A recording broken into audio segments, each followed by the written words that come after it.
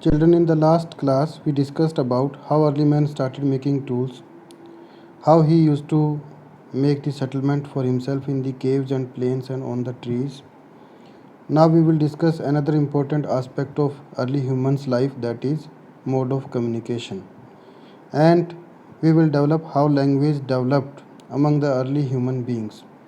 So among living beings, it is only the human being who is having a language, and the language development started from the hominid, which emerged from the hominoid.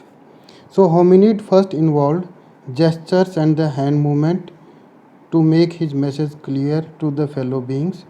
So that gesture and hand movement was the only mode of communication among them. Later on, when the vocal language developed, so there used to be only singing and humming sound which was produced by the early man. He was not able to speak many words at that time. He can produce these much sounds only to make the message clear, and which is also used by certain animals also, and birds also. Human speech started by the primate, and that started with a few words. Later on, the number of the words increased with the passage of time when his brain size developed quite to produce the more words and the sounds, and as a result, slowly and gradually, his brain developed as much to produce a language, but it was not at the initial stage. Initially, human beings used to produce only a small number of speech sounds. Their numbers were very few. With the passage of times, these numbers increased and they became the part of the language. And Homo habilis, which was a species of early man after Australopithecus, and he was also known as the tool maker. So his brain size was developed that much that he could produce a language, and it started to be produced around 2 million years ago.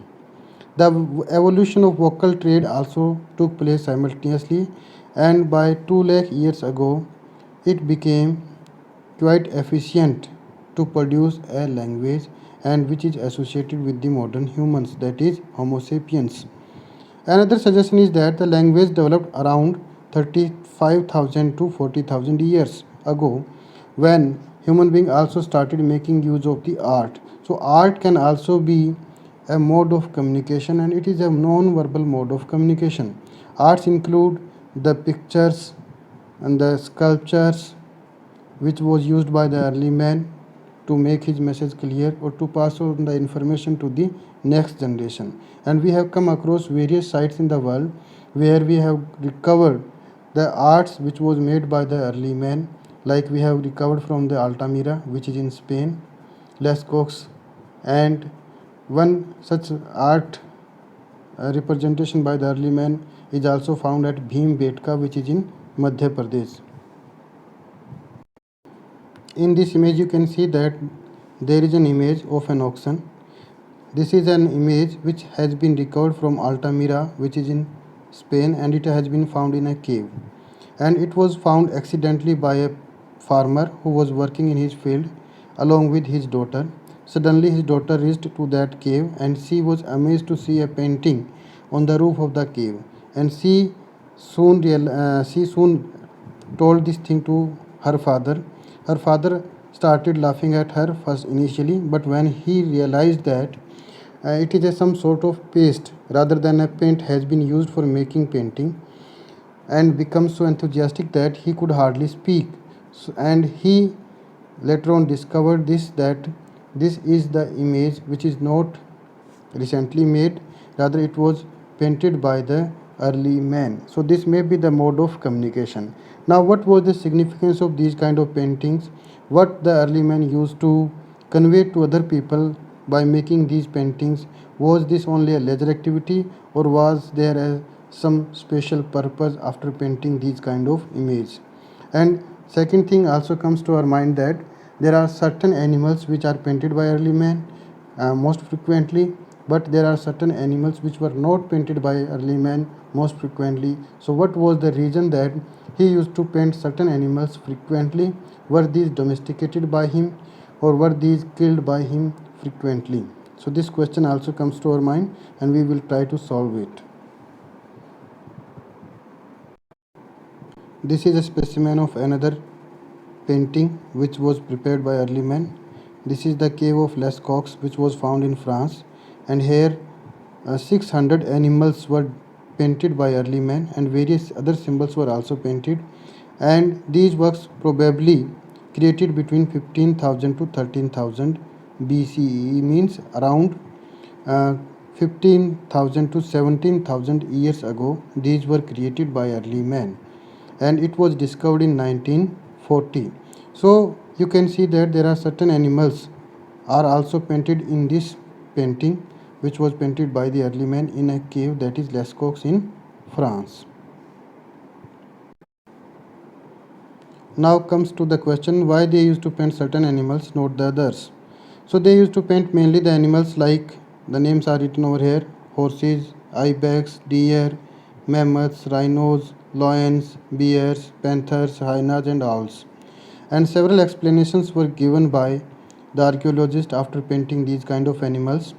And first uh, logic which is given over here, that this can be a part of the ritual and magic, means they used to believe in magic and rituals, and while performing these magic and rituals they used to paint these animals.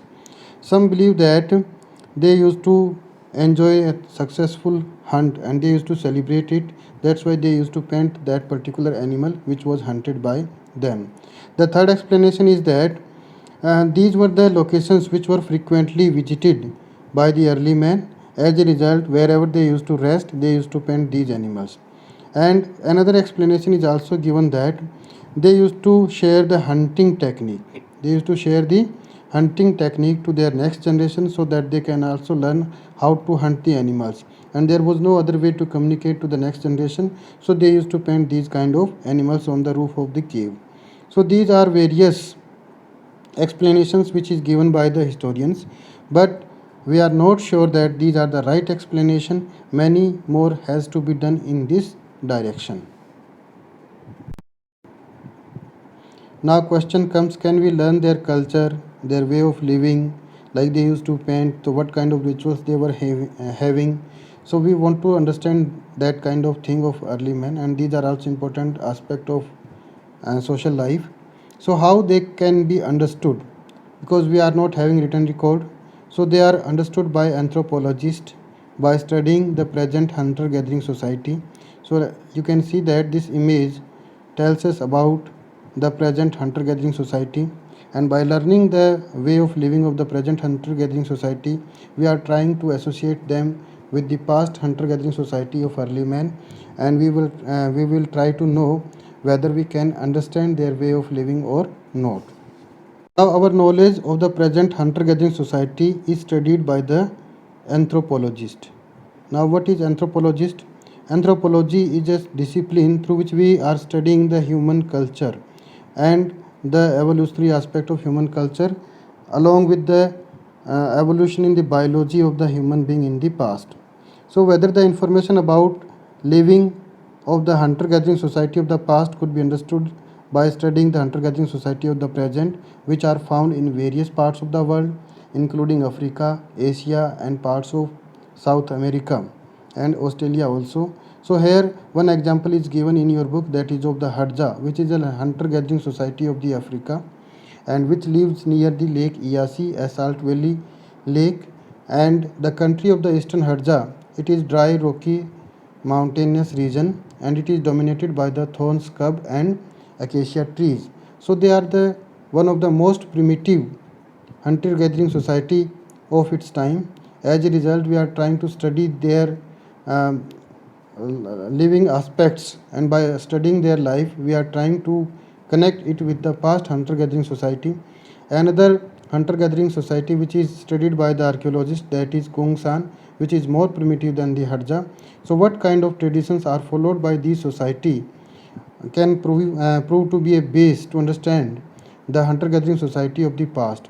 But archaeologists are also not of the same opinion that we can compare the present hunter gathering society with the past hunter gathering society or not.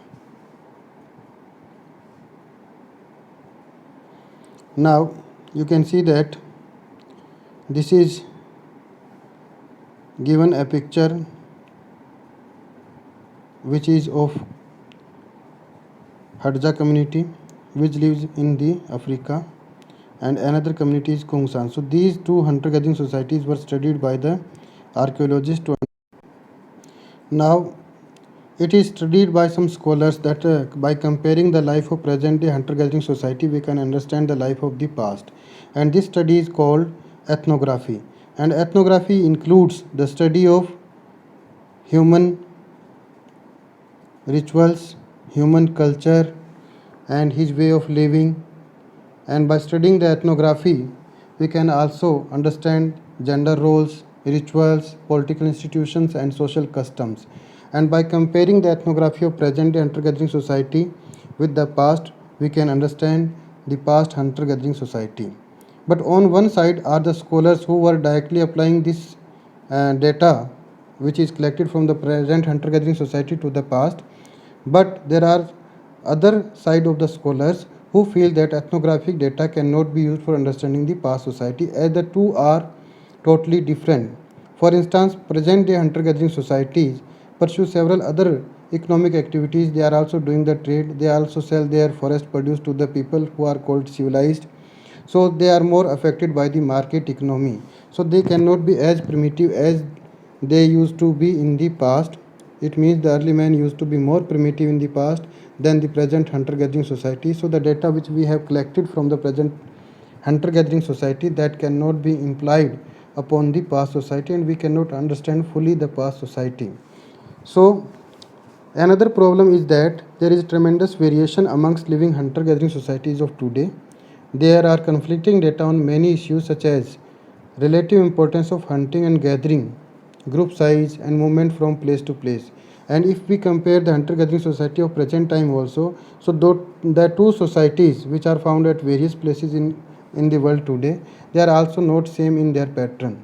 So we cannot apply the knowledge of present day hunter-gathering society to the past, because they also cannot be the same.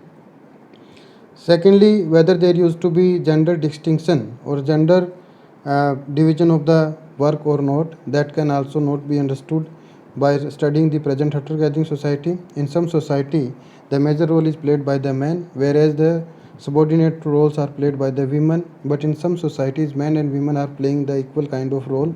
So the present hunter-gathering societies are not the same. So how the past society can be the same to the present hunter-gathering society? So the present hunter-gathering society's data cannot be implied upon the past hunter-gathering society, and we cannot fully understand the life of the primitive man by studying the present hunter-gathering society. For several million years, humans lived by hunting wild animals and gathering wild plants. And the last ice age came to an end about 13,000 years ago. Thereafter, between 4,500 years to 10,000 years ago, human in various parts of the world learned to domesticate certain animals and plants. He also selected some wild grass from the plain, which gave place to the trees after the ice age. And these grasses were selected by early man to cultivate. In this way, he started cultivating crops, and this led to the settlements, first settlement in the world. And he started cultivating these kind of crops in the fertile crescent plain, which is in Iraq. It lies between the two rivers, Euphrates and the Tigris. So the first settlement by early man started in the Tigris and Euphrates rivers, near the Tigris and Euphrates rivers, in the plain which is called the Crescent Plain, and this plain is in Iraq. So in the next chapter we will read about this plain and the civilization which is associated with it, and that is Mesopotamian civilization.